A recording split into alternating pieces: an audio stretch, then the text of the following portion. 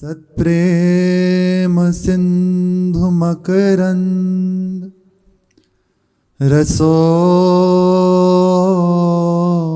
धारा सारा न जशमभितः श्रवदाश्रितेषु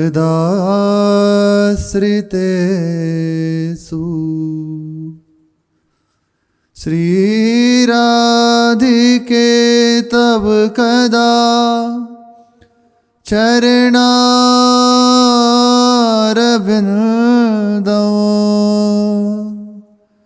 गोविंद जीवन धनो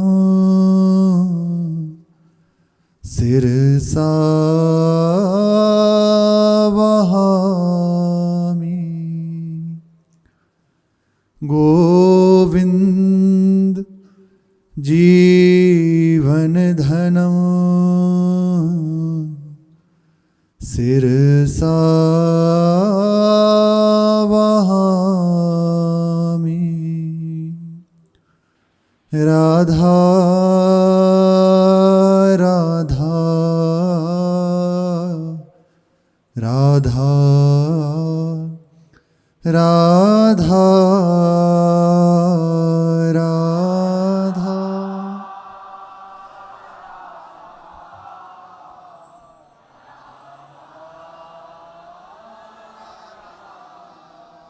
राधा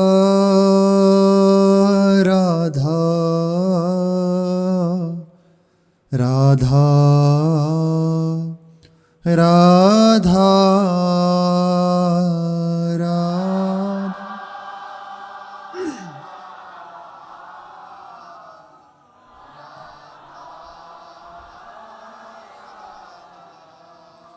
राधा राधा राधा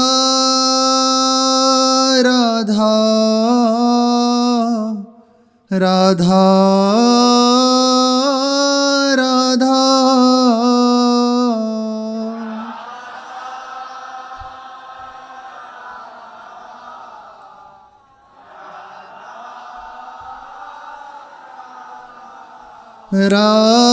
राधा राधा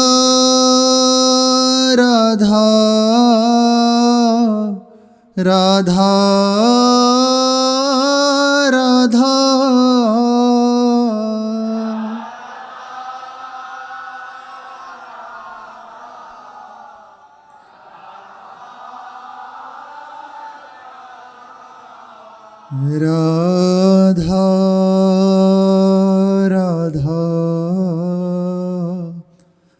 राधा राधा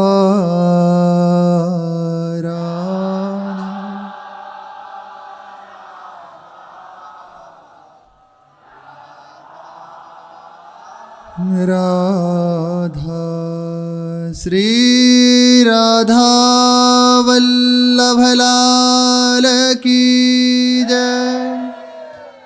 अपार करुणा में अहेतु की कृपालु श्री वृंदावन धाम धाम के आराध्य युगल चंद श्री श्यामा श्याम, इनके प्रेम में पगी हुई समस्त सहचरी वृंद, धाम का समस्त परिकर अपार अहेतु की कृपा निरंतर बरसा रहे हैं। इन्हीं के चरणों का दृढ़ आश्रय, इन्हीं की सतत स्मृति। द्वापर में, त्रेता में भगवान का अवतार एक बार होता है। श्री दशरथ जी के यहाँ, श्री वसुदेव जी के यहाँ वह जगत मंगल के लिए, साधुओं की रक्षा के लिए, धर्म की स्थापना के लिए, और एक बार अवतार हुआ फिर प्रभु जगत मंगल करते हैं। लेकिन नाम जापक, प्रत्येक नाम में उसकी जिह्वा पर प्रभु का अवतार होता है। हर एक नाम में जैसे ही वो लेता है राधा वल्लभ श्री हरिवंश, इस एक नाम में प्रभु प्रकट हो रहे हैं। प्रत्येक नाम में, उसके हृदय में, उसकी जिह्वा पर, उसके मानस में प्रभु प्रकट होते रहते हैं। यहाँ एक बार के अवतार का प्रयोजन नहीं है, निरंतर। कुछ देर उत्सव मनाया, जन्माष्टमी जी, रामनवमी जी, आदि आदि महामंगल है, बहुत कृपा से ये सौभाग्य मिलता है। पर अपने लोगों को जो मार्ग मिला है वह थोड़ी देर के लिए आनंद कर लेना, उत्साहित हो जाना, इसके लिए नहीं। निरंतर ये अवतार हमारे हृदय में हो, यही इस लीलाओं के गायन का, उत्सव मनाने का मुख्य प्रयोजन है। आज जन्माष्टमी का उत्सव, तो ये उत्सव हमारे हृदय में प्रकट हो। द्वापर में प्रभु प्रकट हुए थे, उनकी लीलाओं का गायन कर कर हम आनंद मनाते हैं, उनकी लीलाओं में सम्मिलित होते हैं। लेकिन मुख्यतः इसका प्रयोजन एक ही है कि ये उत्सव हमारे हृदय में जागृत हो। थोड़ी देर आनंद हुआ, नाच गान हुआ, खान पीन हुआ, फिर वैसे ही संसारिक नहीं, ये इस उत्सव की रहस्य नहीं है। इसकी मुख्य बात है हृदय में जन्माष्टमी बने, हृदय में राधाष्टमी बने, हृदय में रामनवमी बने, तब बात है हृदय में प्रभु प्रकट हो। और ये केवल अब एक ही बात महापुरुषों के चरणों के आश्रित होकर उनके प्रदत्त उपासना में अपने चित्त को लगा देने से होता है। निरंतर नाम रटन, तो जो प्रभु अमुक अमुक तिथि पर प्रकट हुए थे वह उपासक के हृदय में प्रकट हो जाएंगे। प्रत्येक क्षण वो देखता है नवम नवम स्वरूप से प्रभु प्रकट होते रहते हैं, नवम नवम रूप माधुर्य को दर्शन कराते रहते हैं, नवीन नवीन लीलाओं में उसका हृदय डूबता रहता है, उसके हृदय में निरंतर उत्सव बना रहता है। बाहरी उत्सव के लिए कुछ है तो ठीक, ना तो अपनी कुटिया की कुंडी बंद है और बैठा है उत्सव में, ये बन रहा उत्सव। अब वो स्वयं उत्सव हो गया। थोड़ी देर आनंद कीर्तन बहुत अच्छी बात है, लेकिन इससे बात नहीं। फिर उसके आप विचार कीजिए, थोड़ी देर बहुत उत्साह रहा, प्रातःकाल से खूब सजावट करी, सब कुछ जैसा होता है, फिर अगले दिन आप तो बात तो नहीं बनी ना, सब कुछ किया ना, पर अभी ये उस सब का फल तो नहीं ना कि फिर से वही सांसारिक क्रियाओं में, सांसारिक चिंतन में ना। ये हमारे मार्ग का प्रयोजन है। हमें जो प्राप्त करना है, हमें जो प्राप्त हो, निरंतर एक बार हृदय में उत्सव मने, फिर दोबारा हम किसी उत्सव के न रह जाएं, किसी और के न रह जाएं। एक प्रसंग आता है, श्री भाई जी महाराज ने लिखा है। एक छोटे बालक थे, उनके घर में उत्सव आदि मनते ही थे, जन्माष्टमी है, राधाष्टमी है, ये सब। तो उनके हृदय में सहज में एक वृत्ति कि ये जन्माष्टमी लीलाओं को सुनते हैं ना, ये बहुत जल्दी चित्त को प्रभावित करती हैं। तो कथा सुनी कि प्रभु का जन्म होता है, अमुक अमुक समय पर रात्रि के 12 बजे प्रभु प्रकट होते हैं। तो प्रातःकाल से ही जो पुरोहित जी थे उन्होंने आकर कथा करी। अब जो छोटे बालक थे उनके हृदय में दृढ़ता से बात बैठ गई कि आज जन्माष्टमी है, आज रात को प्रभु प्रकट होंगे। बस अब घंटों इसी चिंतन में वो बैठे हैं, सहज ये है प्रभु कृपा कब किस पर हो जाए। बैठे हुए, संध्या का समय हुआ, खूब भोग आदि लगे, कीर्तन हुआ, सब अपने उस समय में लगे हुए हैं जैसा जो भी, लेकिन उनके हृदय में लग रही कि 12 बजेंगे प्रभु प्रकट होंगे, निश्चित प्रकट होंगे। अब ये दृढ़ता उनके हृदय में आ गई। बार बार हृदय से प्रार्थना, बहुत छोटी अवस्था, 8 से 10 वर्ष की अवस्था, कहते कि प्रभु प्रकट होंगे, आज तो देखेंगे। अपनी माता जी को बताते कि आज सुना है मैंने, आज प्रभु प्रकट होंगे। तो माता जी कहती हाँ सही बात है, आज जन्माष्टमी है ना, प्रभु प्रकट होंगे। उन्होंने सोचा कि आज कथा सुनी है तो उसका प्रभाव चित्त पर पड़ा हुआ है। सहसा जब 12 बजे का समय हुआ तो देखा उन्होंने, थोड़ी तंद्रा हुई, वहाँ कीर्तन में ढोल नगाड़े बजने लगे और उनको एक तंद्रा हुई, नील आभा दिव्य शोभा से प्रकट हो गई और बस हो गया प्रकट जन्माष्टमी का उत्सव। हृदय में प्रभु का साक्षात्कार हो गया, दृढ़ता हो गई, बैठ गई बात कि प्रभु प्रकट होंगे। तो रात्रि के 12 बजे तंद्रा हुई। तंद्रा में दिखाई दिया भगवान शिशु रूप से प्रकट हो रहे हैं और वो आभा बढ़ती बढ़ती उनके हृदय में समा गई। उसके कुछ ही समय बाद घर बार त्याग कर वृंदावन की ओर आकर बाबा जीवन का निरंतर उनके ढूंढने के लिए वह प्रकट हुए। उसके बाद अब हृदय में हुई साक्षात्कार, निरंतर बस इनके लिए। तो कुछ ही समय बाद घर त्याग कर आगे बढ़ना, ये उत्सव का फल ये होना चाहिए।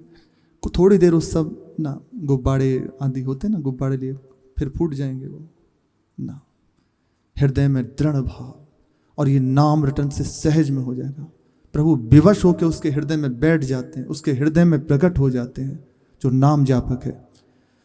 श्री बाबा कह रहे हैं हम सब भगवान की असीम दया में अवगाहन कर रहे हैं।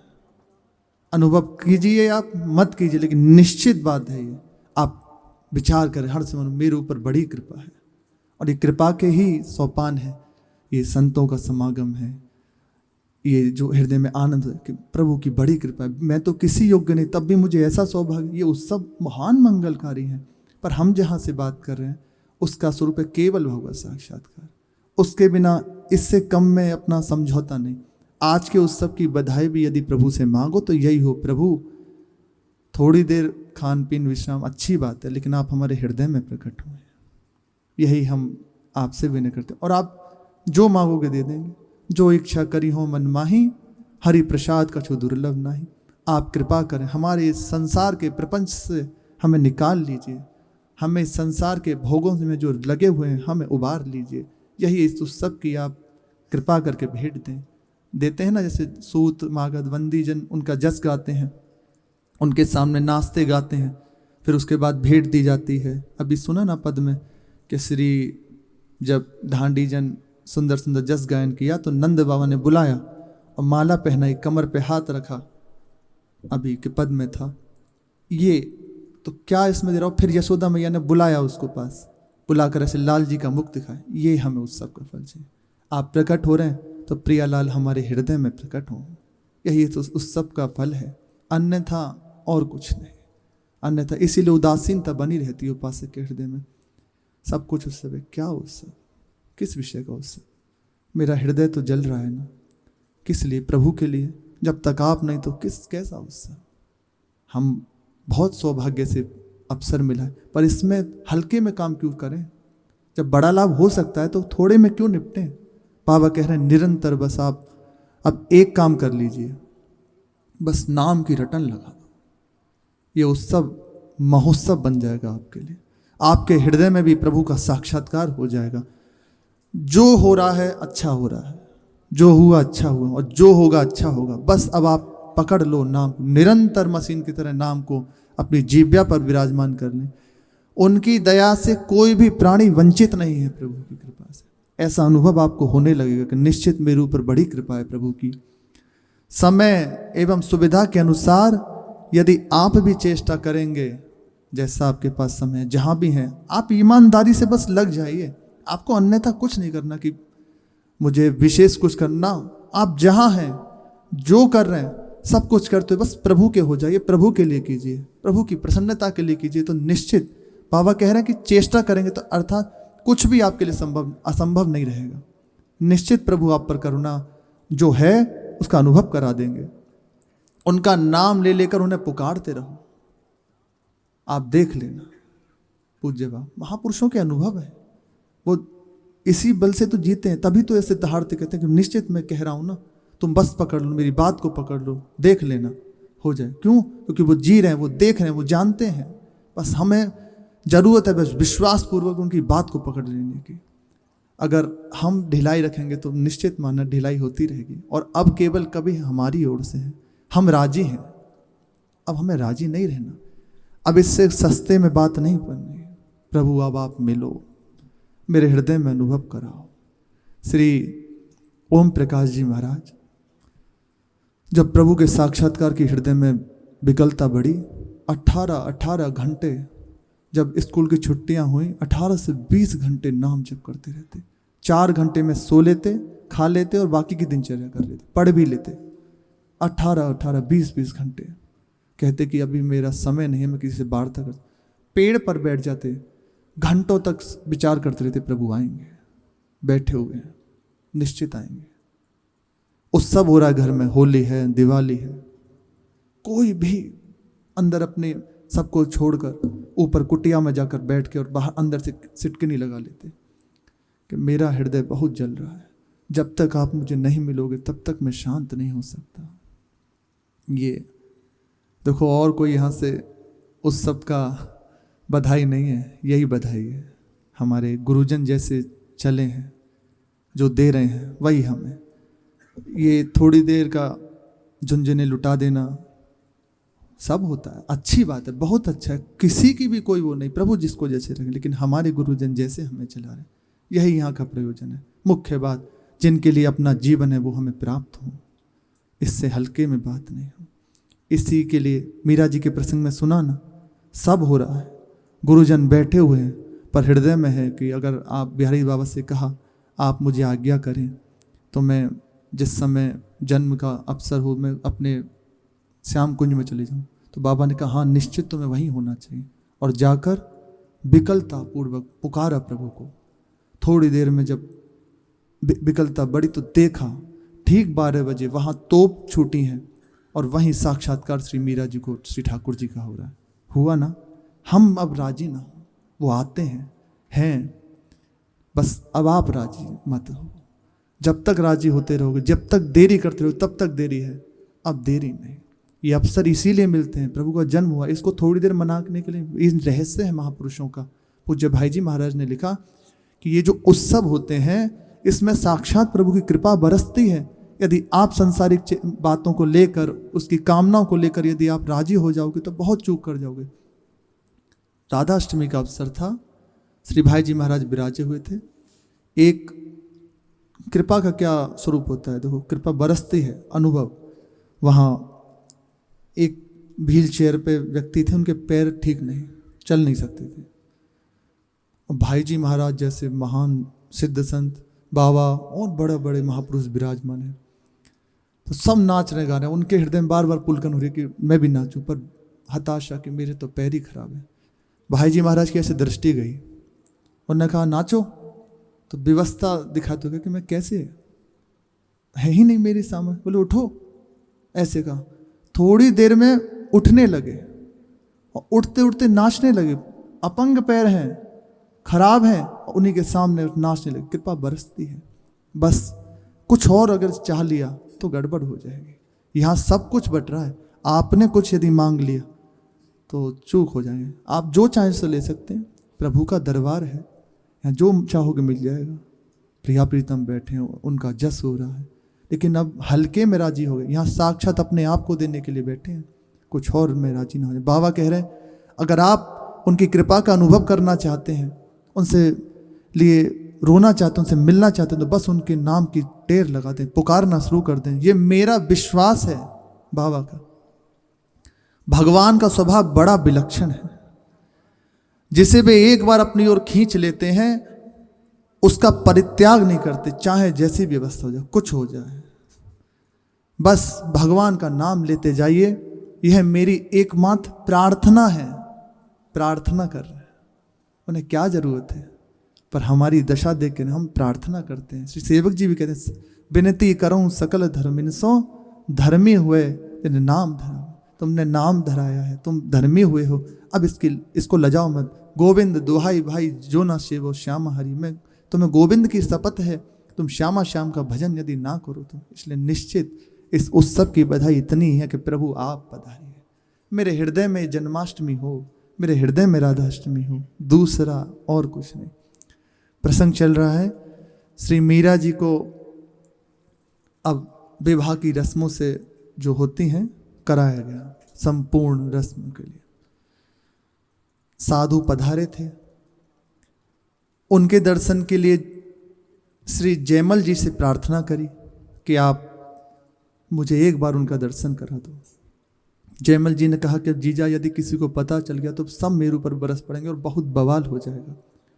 मैंने सुना है कि ऐसे सुंदर अवसर पर साधु का दर्शन अशुभ होता है। श्री मीरा जी ने कहा कि बड़ा कैसी बात है, बड़ा अज्ञान है कि सुख का मार्ग सुझाने वाले, प्रभु के नाम के अलग जगाने वाले, इस महान दुख से निकाल कर अपने आनंद में डुबाने वाले ऐसे महापुरुषों को देखकर अशुभ होता है। और जो विषय में मुख दिए हुए हैं, रात दिन गंदगी में पड़े हुए हैं, उनको देखकर प्रसन्नता होती है, उनसे शुभ होता है। अरे दुर्भाग्य जिनकी ऐसी मति है। उन्होंने कहा जीजा मैं अब कुछ नहीं जानता, जो कुछ मैंने सुना है वो आपके सामने बता दिया, अब आप देख लीजिए। उन्होंने कहा आप ले आओ भाई, आप चिंता मत करो, ऐसा कुछ भी नहीं करूँगी जिससे मेरे कुल पर कलंक लगे, तुम बस एक बार ले आओ। उन्होंने कहा ठीक, और जाते हैं। मीरा जी गई, वस्त्राभूषण धारण किए सुंदर, और खड़ी हो गई एक तरफ। जयमल जी उनको लेकर पधारे। श्री गिरधर दास जी जो संत थे, जब पधारे श्याम कुंज में तो उन्हें लगा अद्भुत कि वृंदावन के किसी निवृत्त निकुंज में पधार रहे हैं। ऐसा दिव्य वातावरण, दिव्य वहाँ के परमाणु भक्ति के। कुछ देर के लिए तो भूल गए अपनी सुधि, ठाकुर जी की शोभा और मीरा जी ऐसे सुंदर स्वरूप में देखकर एक क्षण के लिए उनकी लगा कि मैं वृंदावन के किसी निवृत्त निकुंज में आ गया। 4 वर्ष की मीरा जी अब 15 वर्ष की होने वाली हैं। बस एक क्षण देखते रहे। मीरा जी ने प्रणाम किया आकर। थोड़ी देर फिर चेतना हुई संत जी को, और हाथ रखकर उन्हें आशीर्वाद दिया कि प्रसन्न रहो, श्री गिरधर लाल तुम पर सदा अपनी कृपा बनाए रखें। उन्होंने देखा कि बर रूप में श्री गिरधर लाल सजे हुए हैं और बीनरी रूप में श्री मीरा जी सजी हुई हैं। अद्भुत शोभा, अभी तक सहज थी ना, अभी श्रृंगार आदि धारण कर ले तो और सुंदर स्वरूप। ऐसा लगा उनको कि उनके आने से श्री गिरधर लाल जी अपने स्वरूप को छुपाकर ऐसे बैठ गए और मीरा जी सकुचा के एक तरफ खड़ी हो गई हैं। ऐसा उनको लगा कि कोई दिव्य शोभा का वर्णन एकांत निकुंज में जैसे उनका पदार्पण हुआ कि गिरधर लाल जी सकुचा के बैठ गए। मीरा जी भी एक और खड़ी हो गई हैं। श्याम कुंज का वैभव और ऐसा प्रेम वहाँ का देखकर उनका हृदय प्रसन्न, आनंद भरने लगा, आंखों से अश्रु बहने लगे।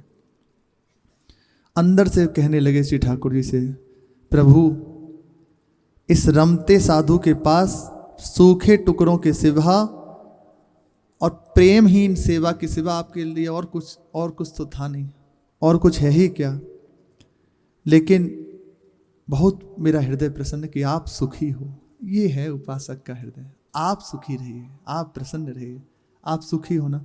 बस इतना करना कि अपने इस अकिंचन को भूल मत जाना, और कोई बात नहीं। आप जैसे प्रसन्नता आपको मिले सो कीजिए, बस आप मुझे भूल मत जाना, मैं आपका हूँ, इतना याद रखना। उन्होंने मीरा जी से कहा कि मैं अब प्रभु के आदेश से द्वारिका जा रहा हूँ, यदि कभी द्वारिका आओगी तो भेंट होगी। उन्होंने कहा ऐसा, अन्यथा प्रभु की जैसी इच्छा। लाल जी के दर्शन की अभिलाषा थी, सो प्रभु ने कृपा करके पूरी कर दी, और आंसू ऐसे पहुंचने लगे अपने वस्त्र से। मीरा जी ने कहा गिरधर लाल जी की, इनकी गोपाल जी की बड़ी कृपा है, गिरधर गोपाल जी की प्रभु बड़ी कृपा है, आशीर्वाद दीजिए कि सदा ऐसे ही कृपा बनाए रखें। इतनी प्रतिकूल स्थिति है, देखिए घोर प्रतिकूल स्थिति है, पर इतनी बात प्रभु की बड़ी कृपा है महा। इसीलिए कैसी भी स्थिति हो हमारे ऊपर प्रभु की बड़ी कृपा है। बिल्कुल अपने चित्त में विपरीतता ना आने दें। कैसे हमारे प्रभु एक क्षण में संभाल सकते हैं, उनके लिए कोई बड़ी बात है। एक क्षण में आपका विश्वास जहां दृढ़ हुआ, बस बात सारी विश्वास की है। विश्वास ना डिगने पावे हमारा, दृढ़ विश्वास। कैसी भी परिस्थिति हो, तत्काल प्रभु मेरे हैं ना, क्या परेशान होना, किस बात के लिए पड़े, ये बिगड़ गया, अरे अपार वैभव संपन्न प्रभु है, एक क्षण में इससे बढ़ के दे देंगे। क्या कि ये ऐसी कृपा बनाए रखें, ये मुझे मिलें या ना मिलें, मैं इनसे मिली रहूं। ये मुझे कभी स्वीकार करें ना करें, पर मैं इनके सिवा कुछ और न देखूं, इनसे सदैव मिली रहूं। आप विराजे महाराज, यहाँ प्रसाद आरोग है। संत जी विराजे ठाकुर जी के सामने, उनको प्रसाद पवाने लगे। श्री और मीरा जी ठाकुर जी से कहते हैं, मैं तो दासी जन्म जन्म की, म्हारे आंगन रमता आजो जी, मीरा के प्रभु गिरधर नागर, बेड़ो पार लगा जो जी। मैं आपके चरणों की जन्म जन्म की दासी हूँ और वास्तविक जीव प्रभु का नित्य दास है। जीवेर स्वरूप हुए नित्येर कृष्ण दास है। भूल गए हैं, जन्म जन्म से प्रभु की ही भटकन में भटक रहे हैं, उन्हीं को पाने के लिए, लेकिन भूल है, दिशा गलत हो गई है। अब अवसर मिला है संभालने का।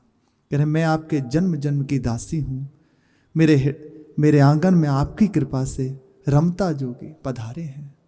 प्रभु के सबके रूपों में, साधु के रूप में प्रभु ही तो है, आप पधारे हैं। संतों के रूप में प्रभु पधारे हैं। आप कृपा करो मेरा बेड़ा पार लगे। जैसी सुंदर पद का गायन संत तन्मय हो गए। फिर चेतना भर उनको प्रसाद पवाया और ठाकुर जी के दर्शन किए। उन्होंने उठकर आचमन आदि किया, ठाकुर जी के दर्शन किए, प्रणाम कर कर बाहर आ गए। मीरा जी ने प्रणाम किया झुककर चरणों में, तो रोते हुए उनको आशीर्वाद दिया। उनके आंखों से आंसू निकल रहे, उनके मस्तक को भिगो रहे कि बस प्रभु की ऐसी कृपा तुम पर बनी रहे निरंतर। मीरा जी ने कहा और चले गए। जयमल जी उनको लेकर चले गए। मीरा जी कहते हैं, अहो बड़े भाग्य, संतों के दर्शन सत्संग से कितनी शांति शीतलता मिलती है, हृदय आनंदित हो जाता है। यह मैं इन लोगों को कैसे समझाऊं, घर परिवार वालों के लिए कैसे समझाऊं इन सबको। वे कहते हैं कि हम भी तो प्रवचन सुनते हैं, हमें तो रोना गाना हंसना आता नहीं। अरे कभी मीरा जी कहती हैं, उनकी जब ये बात सुनती हैं कि प्रवचन सुनकर कुछ भी तो नहीं होता हमें, कैसे होगा कुछ, इतनी जगह ही नहीं है अंदर कुछ हो। कभी खाली होकर बैठो तो सही, थोड़ी देर खाली होकर शांत होकर तो बैठो। हर समय चल रहा है, अब ये कुछ नहीं होगा, इससे मर जाओगे एक क्षण में, सब खत्म। शांत होकर जो अवसर प्रभु ने दिया है लग जाओ ईमानदारी से। ये अवसर मिला है ना, बिल्कुल सब ऐसा होना चाहिए कि जिस समय आप प्रभु की ओर अपना सेवा आदि छोड़ के लगो ना, तो समझ लो कि सृष्टि मर गई सब, अब हमारा कोई नहीं, सब मर गए। ऐसा विचार हो सकता है, कड़वी लगे बात, पर सही बात है, अच्छी बात है। कड़वी लगेगी तो रोग से निवृत्ति हो जाएगी। विचार करना चाहिए, सब मर गए, अब मेरा कोई नहीं। तो जिसका कोई नहीं तो फिर क्या करना है, फिर प्रभु जैसे रखे, बैठे हैं सुन रहे हैं। देखो हृदय में आने लगेगा करुण प्रसंग, प्रभु की करुणा कृपा सुन के हृदय भरने लगेगा। हृदय में बिना प्रयास के सद्गुण जागृत होने लगेंगे, संसार का प्रपंच छूटने लगेगा। ये भगवत चर्चा की अपार महिमा है। प्रेम बिना प्रयास के हो जाता है इन महापुरुषों के सत्संग से। आपको लगेगा कि आपको प्रभु से प्रीति नहीं है, आप देखना जरा कोई प्रभु के विषय में वार्ता करे, आप भले लड़ाई झगड़ा करो अपनेपन से, अब किससे करेंगे उनकी सेवा, कोई और तो है नहीं, पर कोई और कह दे जरा सा प्रभु ऐसे, तो भ्रकुटी तन जाएगी आपकी। ये तुम नहीं कह सकते, ऐसा कैसे कह सकते हो, क्या हमें बताओ क्या तुम्हारे संग थे, और इसका कोई उत्तर नहीं। इसलिए हम कह सकते हैं क्योंकि अब उनके सिवा कोई नहीं, लड़ाई झगड़ा होगा, लेकिन दूसरा कोई नहीं। ये सत्संग की महिमा बहुत जल्दी हृदय में प्रभु को विराजमान कर देते हैं। रत्नावती जी को केवल सत्संग ही तो मिला, चर्चाएं तो सुनने को मिली, और इस कोटि की भक्त भूप हो गई। श्री रुक्मिणी जी कहती हैं कि मैंने संतों के मुख से, जो संत आते थे उनके मुख से आपके सुंदर गुणों का वर्णन सुना, इससे मैं अपने आप को बेच दिया आपके हाथों, आपके चरणों में, बस और कुछ नहीं। आपके जो सुंदर त्रिभुवन सुंदर स्वरूप है, ऐसा स्वरूप का वर्णन, आपकी लीलाओं का श्रवण कर कर मैं अपने आप को आपके हाथों बेच चुकी हूँ। अब आपके हाथ में जैसे आप करूँ। प्रभु की चर्चा बिना प्रयास के प्रभु से अपनापन करा दिए, प्रभु को मिला देती है। मीरा जी कहते हैं कभी खाली होकर तो बैठें, तब तो भीतर कुछ जाए, बड़ी कृपा की प्रभु जो संत दर्शन कराए। और जो हो सो हो, पर अपने प्रियजनों निजजनों संतों प्रेमियों के बीच निवास दो प्रभु। उनके अनुभव उनके मुख से झरती हुई तुम्हारे रूप गुण की चर्चा प्राणों में जो हिलोरे देती अद्भुत आनंद की, उसका वर्णन नहीं किया जा सकता। तब कथामृतम तप्त जीवनम, जलता हुआ हृदय प्रभु की चर्चा से बिना प्रयास के शीतल हो जाता है। कभी बीड़ितम कलमशापहम श्रवण मंगलम श्रीमदाततम भुवि गृणति ते भूरिदा जनः। वह भूरिदा जन है, परम मंगल करने वाले हैं, प्रभु की चर्चा सुनाने वाले।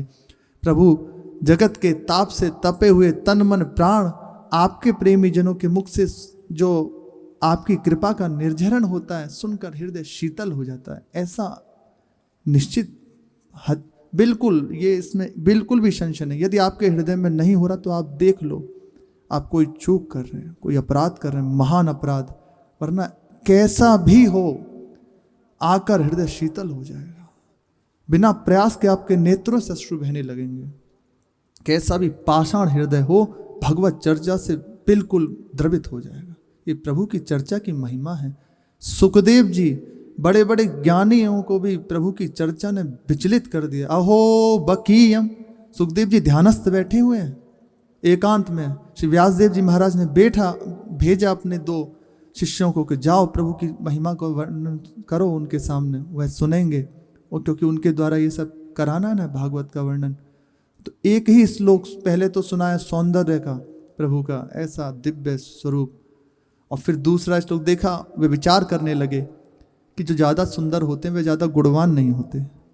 तो थोड़ी देर तो हिले समाधि तो टूट गई, फिर वापस अपने स्वरूप में स्थित होने लगे। फिर दूसरा श्लोक बिल्कुल तैयार करके भेजा था व्यास जी महाराज ने। दूसरा श्लोक जो ही सुनाए, अहो बकीयम स्तन कालकूटम जिघान से पाय यदप्य साध्वी लेभे गतिम धात्री चिताम ततोन्य कंबा दयालुम शरणम। ऐसा दयालु कौन हो सकता है कि जो मारने के लिए आए हैं उनको भी परम गति दे दी, माता की गति दी।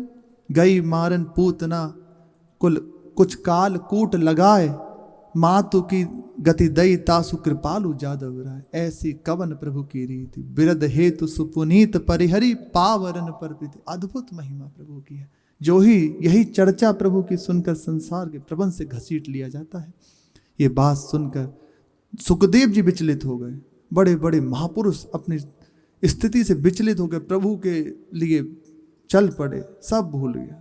मीरा जी कहती हैं आपकी चर्चा हृदय को शीतल करती है। फिर कहती हैं सीधा संबोधन करते हुए, प्रभु मैं आपकी हूं, अब जो आप चाहो सो, कोई मेरी चाह नहीं, कोई मेरा प्रश्न नहीं, वही हो जो आप चाहो। मैंने तो अपनी चाह आपके चरणों में रख दी, अब जैसे आपको प्रसन्नता मिले, विवाह होगा नहीं होगा ऐसा आपकी राजी, जो हो सो हो। अब संत का दर्शन हो गया। विवाह की पूरी तैयारियां घर में हो ही चुकी थी। अक्षय तृतीया का दिन प्रातकालीन ही मीरा जी अपने सोकर उठी, पलंग से उठी और अद्भुत प्रसन्नता से खिली हुई हैं। दासियों ने देखा तो आश्चर्यचकित हो गई देखकर। ऐसा अभी तक था ना कि प्रभु अब जैसा चाहे वैसा हो, जो बात थी एक बार संत दर्शन हो जाए, हुआ। और बिल्कुल अपनी चाह को समर्पित कर दिया। अगले दिन अक्षय तृतीया थी, मीरा जी उठी तो दासियों ने जब देखा मीरा जी को तो चकित रह गई और भागती हुई रनिवास की ओर चली गई। अभी तक ऐसा नहीं था, बट घबरा गई देखकर मीरा जी को। उन्होंने दौड़कर झाली जी को और श्री गिरजा जी जो पधारी हैं राणावती जी, उनको बुलाया। दासियों के साथ वह सब आई। उन्होंने देखा कि मीरा जी विवाह के साज से सजी हुई है, संपूर्ण श्रृंगार किए हुए, चारों ओर पुष्प बिखरे हुए हैं, सब शोभा से संपन्न है। उनके हाथों में हाथी दांत की चूड़ियां हैं। विवाह के समय ये वहाँ की प्रथा है, पहनाई जाती है और बर के यहाँ से आती है। हाथी दांत की चूड़ियां सोने का काम किया जाता है, ऐसा इसमें वर्णन है। चंदर बाई का उसको काम कहा जाता है, वह पहने हुई है ऐसे और कोहनी से ऊपर, ये विवाह के समय। गले में तमड़ियों, ये भी एक कोई आभूषण है जो वर के पक्ष से आता है। छाक, बीज सार, नाक में नथ, सिर पर रखड़ी, शिरोभूषण, हाथों में मेहंदी, दाहिने हथेली में हस्त मिलाप का चिन्ह, साड़ी की पटली में खोसा हुआ पीतांबर, विवाह के समय गठबंधन होता है ना, तो पीतांबर बंधा हुआ है। चोटी में गुथे हुए फूल, केसों में पिरे हुए मोती, और कक्ष में चारों ओर पुष्प बिखरे हुए हैं, दिव्य सुगंध फैली हुई है। ये सबने देखा आकर वहां। श्री गिरिजा जी ने तुरंत पूछा, चित्तौड़ से जो पधारी हैं बीरम देव जी की पत्नी, मीरा ये सब क्या है? बारात तो अभी आई नहीं, और ये सब श्रृंगार कैसा? आप सबको मुझे ब्याहने की बहुत हौस थी ना, बहुत जल्दी थी ना कि विवाह हो जाए तभी सांस लेंगे सब, अच्छा ये सब के अंदर था ना। तो आज पिछली रात को अर्थात कल शाम को मेरा विवाह प्रभु से हो गया। मीरा जी ने सिर नीचा कर लिया ऐसा कह के, और कहा प्रभु ने कृपा कर मुझे अपना लिया भावा हुकुम, मेरा हाथ थामकर भवसागर से पार कर दिया। एक बार जिसको स्वीकार कर लेते हैं आदो पांत उसका निर्वाह करते हैं। ऐसा नहीं आप रो रहे हैं, बिलख रहे हैं, उन्हें पुकार रहे हैं, वे नहीं सुनते। निश्चित कैसा भी हो, कहीं से भी एक बार पुकार दे, प्रभु मैं आपका हूं, आप देख लो, तो उसका महामंगल की नींव रख गई। बस अब आप अनुभव करने के लिए संपूर्णता अपने आप को लगा दें, कुछ बचा के ना रखें, तो निश्चित जैसा इन महापुरुषों को अनुभव हो रहा है वैसा होने लगा। ये चरित्र कहे ही इसलिए जाते हैं कि हमारे हृदय में वो बात आए। मीरा जी ने कहा भवसागर से पार कर दिया मेरे प्रभु ने, और नेत्रों से अश्रु बहने लगे प्रसन्नता के। झाली जी ने कहा यह गहने तो अमूल्य है मीरा, कहाँ से आए, ये कौन लाया तेरे पास? तो जो द्वारिका से पल रहा आया था ना, वह मंगाया और दिखाया कि ये देखो। बारात और बधू के बारात में बर के साथ आता है वह, और अभी तक आया नहीं है वहाँ से, अब क्योंकि बारात आज आनी है, पर उससे पहले द्वारिका से आया हुआ है। ये सब बारात में आए हैं भावु, द्वारिका से आए हैं। पोशाकें, मेवा और श्रृंगार की सामग्री भी है, ये इधर रखे हुए हैं, ये देखिए, आप देख लो और इनको संभाल लो। मीरा जी ने फिर ऐसे कह के एक और खड़ी हो गई, पोशाकें देखी, सबकी आंखें आश्चर्य से फटी रह गई। सब कुछ कैसे ऐसा, अब ये अलौकिक बात कैसे जाने? जरी के वस्त्रों पर हीरे जवाहरातों का काम, अंधेरे में भी चमचमा रहे हैं।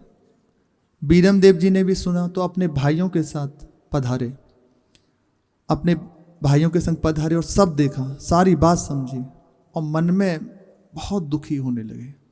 कहा क्यों विवाह करके इसे दुख दे रहे हैं, क्यों इसको हम कष्ट दे रहे हैं, इसके साथ ये सब अन्याय करके हम क्यों इसे परेशान कर रहे हैं। लेकिन अब क्या कर सकते हैं, घड़ियां घट गई, अब कुछ बस में नहीं रहा, और सांस छोड़ते हुए निराशा के बाहर चले गए। बोले अब तो कुछ हाथ में नहीं रहा। मीरा जी ने बिल्कुल सहज रूप से सबको दिखा दिया और सब चले गए। मीरा जी ने कहा इस सबको रख दो और अपने नित्य कर्म से निवृत्त होकर फिर अपने ठाकुर जी की सेवा में वैसे ही लगी हुई हैं। तो झाली रानी जी पधारी, उन्होंने कहा बेटी आज तो तेरा विवाह है, चलकर सखियों, काकियों, भौजाइयों के बीच में बैठ, ये भजन पूजन आज अब रहने दो, बहुत हो गया। भावू मीरा जी कहती हैं मैं आपको ये तो चाहिए सब वहाँ जाकर खेलूं, हंसूं, प्रसन्न हूँ, यही तो मुझे जो अच्छा लगता है मैं वही कार्य कर रही हूँ। सबको एक ही जैसे खेल तो पसंद नहीं होते ना, मुझे जो खेल प्रिय है मुझे यही पसंद है, अपने ठाकुर के संग रहना, उनको रिझाना, तो बस उनको रिझा रही हूँ। आज यह पलड़ा देखकर और मेरी हथेली का ये चिन्ह देखकर भी आपको विश्वास नहीं हुआ? ये सब देखकर भी आपको विश्वास नहीं है? सुनिए, फिर मीरा जी कहती हैं कि आपको अभी भी विश्वास नहीं है, तो क्या आगे हुआ शेष चर्चा के। श्री राधा वल्लभ लाल की जय।